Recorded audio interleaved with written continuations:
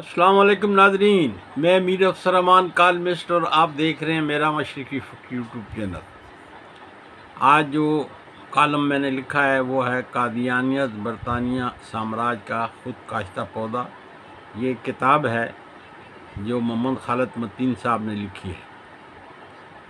الحمدللہ ہم مسلمان ہیں، اللہ کو ایک مانتے ہیں، رسول اللہ صلی اللہ علیہ وسلم کو اللہ کا آخری نبی مانتے ہیں، قرآن اور اس سے قبل آسمانی کتابوں تورات، انجیل، زبور پر ایمان لاتے ہیں۔ اس پر بھی ایمان لاتے ہیں کہ رسول اللہ صلی اللہ علیہ وسلم آخری پیغمبر ہیں۔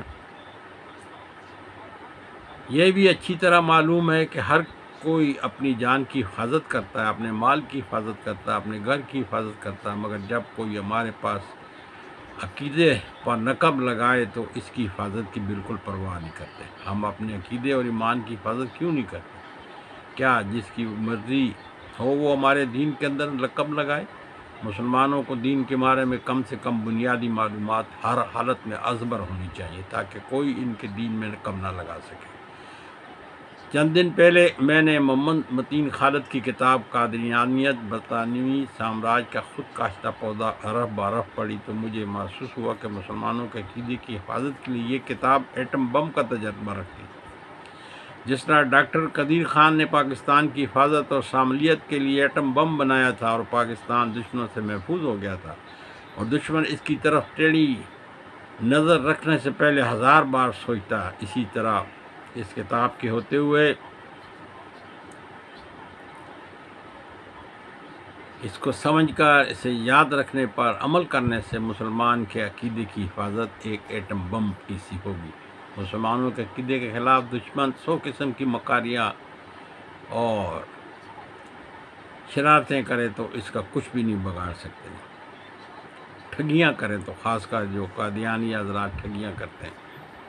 یہ ایک ایسی کتاب ہے جس کے مندرجات پڑھنے پر محسوس ہوتا ہے کہ مصنف نے کس طرح رقریزی اور محنت سے قادیانیوں کے بارے اپنے لٹریچر حقیقی مواد ان کی کتاب کے اندر جمع کر دیا ہے۔ کس طرح فتنہ قادیانیت جس نے ہمارے دین میں نقب لگایا ہے کہ بت کو توڑ کر پاش پاش کر دیا، اس کی محنت کو دیکھ کر ایک مسلمان کا ایمان تازہ ہو جاتا ہے۔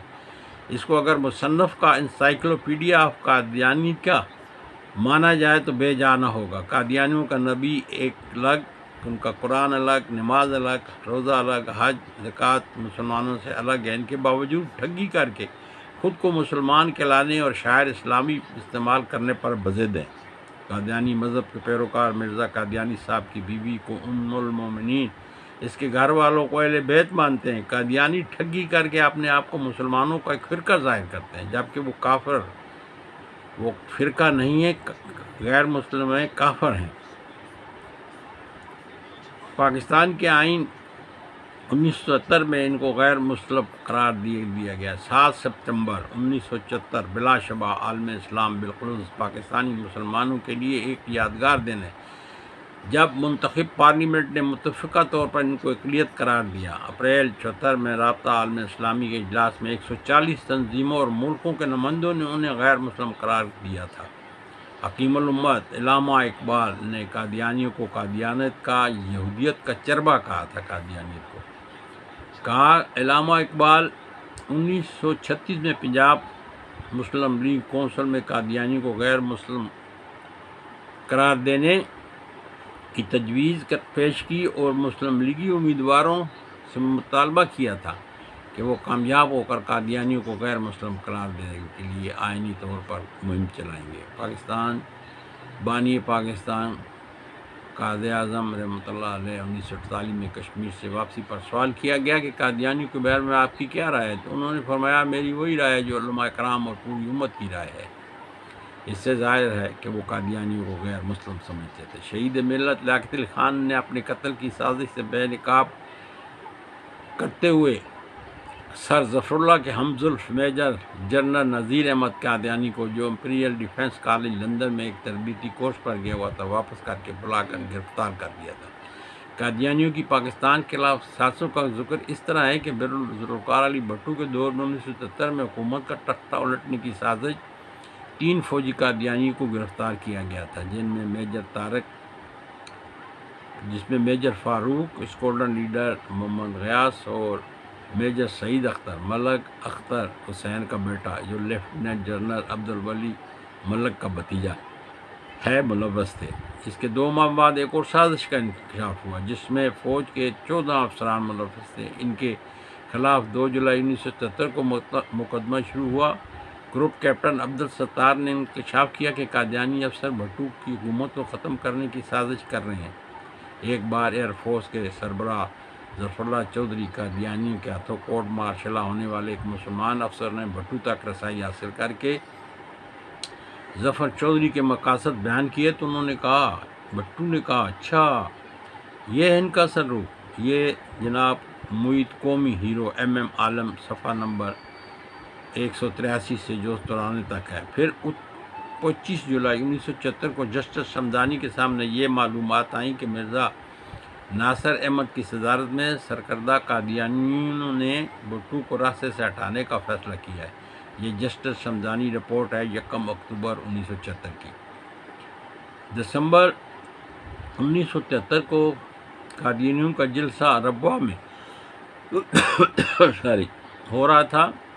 ایک ایک کر کے 3 Qadiani air force Pakistani air force کے پائلٹوں نے غوطہ لگا کر مرزا ناصر قادیانی کو سلامی دی۔ اس کے بعد ایئر فورس کے قادیانی سربراہ ایئر مارشل ظفر چودھری کی قیادت میں جو پاکستانی فوج کی ایئر فورس کے چیف تھے، انہی جہازوں نے قادیانیوں کے جلسے پر پھولوں کی پتیاں نچھاور کی۔ اس پر مرزا ناصر نے کہا تھا، میں دیکھ رہا ہوں احمدیت کا پھل پک چکا ہے۔ اس کے بعد جلسے میں احمدیت زندہ باد کے نعرے لگائے گئے، اخبارات میں ان کی رپورٹنگ ہوئی، خفیہ والوں نے بھی یہی رپورٹ دی تو بھٹو نے ایئر مارشل ظفر چودھری کو رخصت کر دیا۔ اس دور میں ایک سائنس کانفرنس ہو رہی تھی، ڈاکٹر عبدالسلام کو بھی دعوت تھی، مگر اس نے کارڈ پر لکھ کر واپس کر دیا کہ میں اس لعنتی ملک میں قدم نہیں رکھنا چاہتا جب تک کہ آئین میں کی گئی ترمیم واپس نہ لی جائے۔ بھٹو نے یہ رسومات پڑھ کر اسٹیبلش سیکرٹری وقار احمد کو لکھا کہ ڈاکٹر عبدالسلام کو فارغ کر دیا جائے، مگر اس حکم کو ریکارڈ میں رکھنے کے بجائے اپنے پاس رکھ لیا اور بعد میں معلوم ہوا کہ وقار احمد بھی قادیانی ہے۔ ڈاکٹر عبدالسلام کوئٹہ سینٹر از یونس کالج صفحہ نمبر 80 کتاب۔ ایک اور عام واقعہ، زاہد ملک کی کتاب ڈاکٹر عبدالقدیر اسلامی بم۔ اس کتاب کے صفحہ 23 پر ڈاکٹر عبدالسلام پاکستان دشمنی کے بارے میں بتاتے ہیں۔ نیاز نائک نے صاحبزادہ یعقوب علی کے بیان کو بیان کیا کہ امریکہ میں ایک دورے کے دوران پاکستان کے ایٹمی پروگرام کا ذکر ہو رہا تھا۔ مجھے بتایا گیا کہ پاکستانی ایٹمی پروگرام میں مصروف ہے اور ایٹم بم بنا رہا ہے۔ میں نے انکار کیا تو CIA کا افسر دوسرے ممبران کے ساتھ مجھے اور اس کو ایک کمرے میں لے گیا اور کسی چیز پر پڑا ہوا ایک پردہ اٹھایا، کوئی گول سی گیند نما چیز دکھائی اور کہا، ہم کو سب کچھ معلوم ہے، یہ ہے آپ کا اسلامی ایٹم بم۔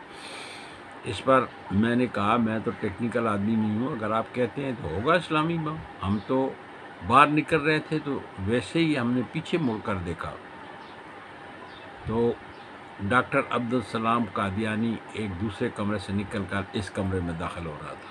میں نے دل پر کہا، اچھا یہ بات ہے۔ 1972 میں قومی اسمبلی میں مولانا ظفر احمد ثانی نے پارلیمنٹ کو بتا کر اعلان کر دیا کہ فلسطین میں قادیانی مسلمانوں کو قتل کر رہے ہیں۔ 600 قادیانی اسرائیلی فوج میں بھرتی ہیں۔ حوالہ اسرائیلی پروفائل یہودی مصنف پروفیسر I.I. نعمانی، 29 دسمبر 1975، اخبار نوائے وقت صفحہ نمبر 5۔ اور یہودیوں کے ساتھ مل کر فلسطینی مسلمانوں کو قتل کر رہے ہیں۔ اسرائیل میں کوئی بھی مذہبی مشن کام نہیں کر سکتا، لیکن قادیانی مشن کام کر رہا ہے۔ اس کی تصدیق کچھ اس عرصہ قبل نوائے وقت میں ایک تصویر عیاں ہوئی کہ قادیانی مشن اسرائیل کے شہر حیفا کا انچارج شیخ شریف نئے آنے والے قادیانی مشن کے انچارج شیخ محمد حمید کا تعارف کروا رہا ہے۔ اس سے ایک طرف قادیانی میں غم کی لہر دوڑ گئی تو دوسری طرف مسلمانوں کو حیرت میں ڈال دیا کہ اس طریقے سے قادیانی اسرائیل کے اندر مسلمانوں کے خلاف سازشیں کر رہے ہیں۔ یہ ہفت روزہ تقریر مارچ 1986 کے مطابق مشہور سراغ رساں جیمز سادن ورنس نے انکشاف کیا کہ شہید لیاقت علی خان کو قتل کرنے والا ایک جرمن جیمز کنر ہے۔ اس کا نام قادیانی ہونے کے بعد عبدالشکور تھا۔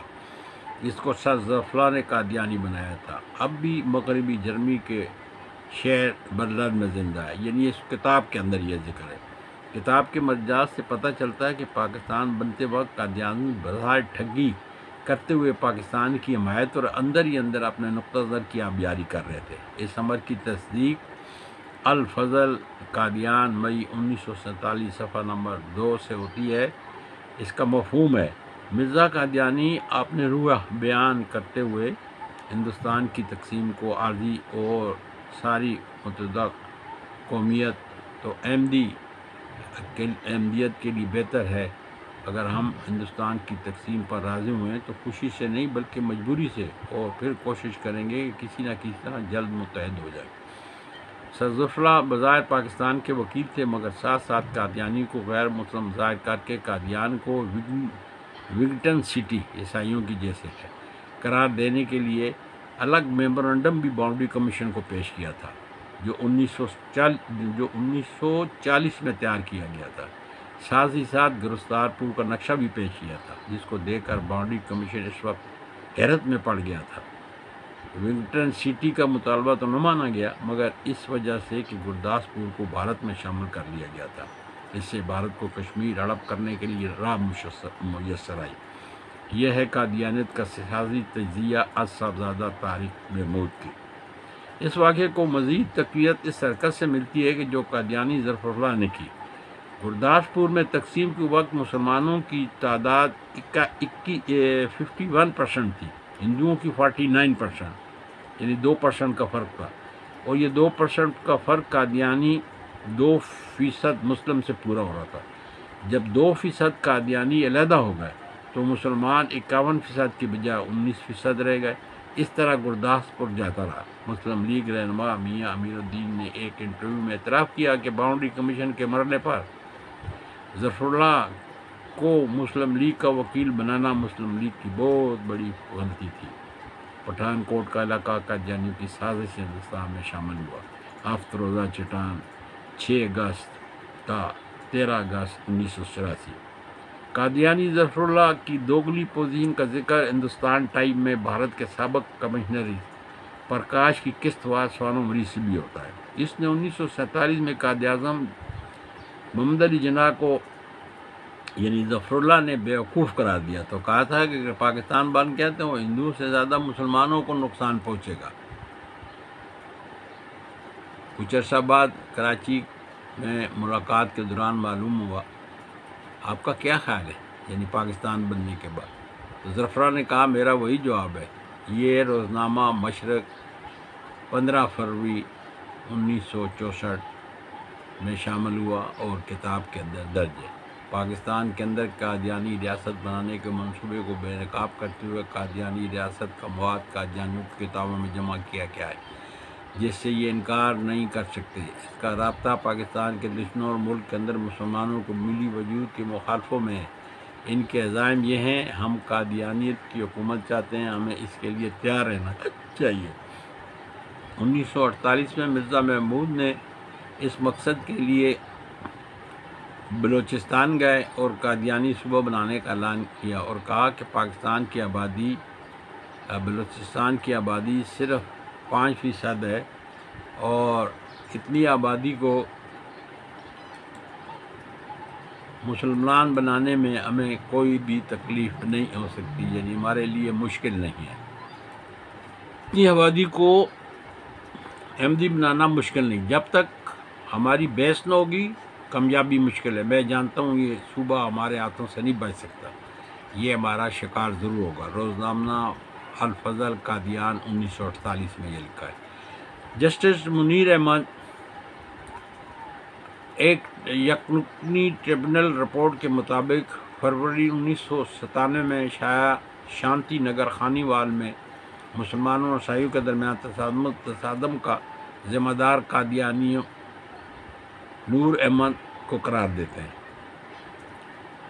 اس سے پاکستان بھر میں لا اینڈ آرڈر کا مسئلہ پیدا ہوا تھا، مگر افسوس حکومت نے کوئی کارروائی نہیں کی۔ اس سے گمان ہوتا ہے کہ قادیانی غیر ملکی ایجنسیوں جیسے بلیک واٹر سے مل کر پاکستان کے حالات خراب کرنے میں ملوث ہو سکتی ہے۔ یوں تو اس کتاب کے صفحہ 68 سے آگے 245 تک مرزا کے قادیانی کو اپنے خاندان کی وفاداری، خیر خواہی، خدمت گزاری، شکر گزاری، تقریری تحریک، خدمات، حدیثوں سے انکار، سلطنت برطانیہ کی تعریف میں جانثاری کا یقین دلاتے نظر آتے ہیں، مگر خاص کر خود اپنے آپ کو برطانوی سامراج کا خود کاشتہ پودا ایک درخواست میں ثابت کرتا ہے۔ ایک عریضہ میں رقم تراز ہے، عریضہ بحالی خدمت گورنمنٹ عالیہ انگریزی، جس میں لکھتے ہیں اس خود کاشتہ پودے کی نسبت نہایت عزم، احتیاط اور تحقیق توجہ سے کام لے کر اپنے ماتحت حکمران کو اشارہ فرمائیے کہ وہ اس خاندان کی ثابت شدہ وفاداری اور اخلاص کا لحاظ رکھتے ہوئے مجھے اور میری جماعت کو خاص عنایت اور مہربانی کی نظر سے دیکھے۔ ایک دوسری جگہ مسلمانوں کے خلاف انگریزوں کی مدد کرتے ہوئے خط بنام ہندوستان و انگلستان میں رقم تراز ہیں۔ میرے والد مرزا غلام مرتضیٰ نے 1857 کی جنگ آزادی میں انگریز حکومت کی مدد 50 گھوڑوں بمہ سواروں سے کی تھی، اور ساتھ ساتھ یہ بھی ارادہ کیا تھا کہ جنگ اگر طول ہوئی تو میرے والد 100 سواروں کی مدد کے لیے بھی تیار ہیں۔ قائرین، اوپر بیان کردہ تجزیہ قطع جس کو علامہ اقبال نے 1938 میں قادیانیت قرار دینے کا مسلم لیگی عنوانوں سے عہد لیا، قائد اعظم نے 1947 میں انہیں غیر مسلم مان چکے۔ لیاقت علی خان نے 1951 میں اپنی شہادت سے قبل قتل کی سازش میں ارتکاب ہونے پر سر ظفر اللہ کے ہمزلف میجر جنرل نذیر احمد قادیانی جو امپیریل کالج لندن میں ایک تربیتی کورس پر گیا ہوا تو واپس بلا کر گرفتار کیا۔ مولانا ظفر انصاری 1972 میں 600 قادیانی کا اسرائیلی فوج میں بھرتی ہونا اور فلسطینی مسلمانوں کو قتل کرنے کا انکشاف کیا تھا، جو ذوالفقار بھٹو کو 1977 میں 2 مرتبہ قتل کی سازش بھی کر چکے۔ صاحبزادہ یعقوب وزیر خارجہ کا انکشاف کہ ڈاکٹر عبدالسلام نے امریکہ کو پاکستان کے ایٹم بم معمل سازش سے بچایا۔ پاکستان کی مختبر پارلیمنٹ اسلامی دنیا کے نمائندہ تنظیم رابطہ عالم اسلامی اور مسلمانوں کے تمام مکتبہ فکر کے لوگ قادیانی کو مسلم غیر مسلم قرار دیتے ہیں، ان کو پاکستان اسلام کا دشمن سمجھتے ہیں، عام مسلمان اس کو کافر تصور کرتے ہیں۔ ان حالات میں یہ کیسے ممکن ہے؟ ایک قادیانی ایئر مارشل بن سکتا ہے، بڑی فوج کا جنرل، نیوی فوج کا افسر بن سکتا ہے، پاکستانی ایٹی پروگرام کا ممبر بن سکتا ہے، کلیدی عہدوں پر فائز ہو سکتا ہے۔ اب بھی بہت سے قادیانی اپنے باطل مذہب کو چھپائے ہوئے ہیں اور اپنے آپ کو مسلمانوں کا ایک فرقہ ظاہر کرتے ہیں اور ملک دشمنی میں جاسوسی سرگرمیوں میں ملوث ہیں۔ یا اللہ، یہ کیا ماجرا ہے؟ ہم میں سے کون قصوروار ہے؟ کیا اقتدار کے بھوکے سیاستدان،